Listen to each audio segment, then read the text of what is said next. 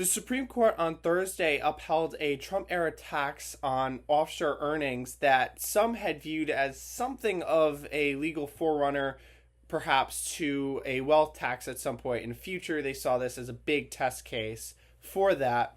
And this tax was known as the mandatory repatriation tax. It applied to undistributed earnings and profits for certain businesses between 1986 and 2017.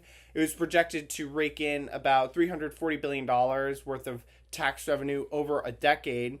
And the tax was added in when Republicans in Congress slashed the corporate tax rate and basically shifted it so that it was generally taxing less revenue earned abroad. So before the Trump tax cuts, we had what was known as a worldwide corporate tax structure.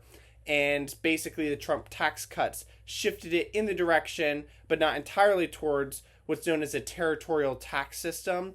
And basically that means that the U.S. would be taxing less revenue earned abroad. And the thinking behind that is that taxing overseas revenues would discourage companies from bringing in money, and they'd skirt taxes through things like corporate inversions and different things like that. Basically, the plaintiffs in this case got a $15,000 tax bill based on earnings from a company in India that they had invested in.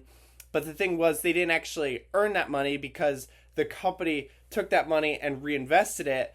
But under the MRT, these people were responsible for it because they were the shareholders, even though they never actually saw that money.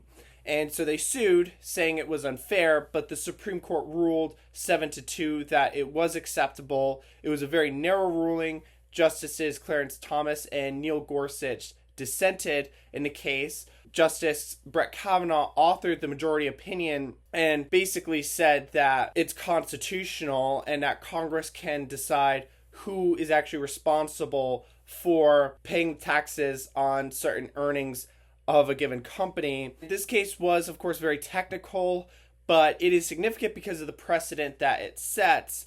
Even though Kavanaugh stressed that it was a narrow ruling, progressive groups had been pretty nervous due to the precedents that it could set on a wealth tax. We haven't seen a wealth tax yet from Congress, but there have been multiple iterations of a wealth tax proposed, and it could come up at some point down the line. So this decision seemingly keeps that on the table. It keeps it within the realm of possibility for Congress.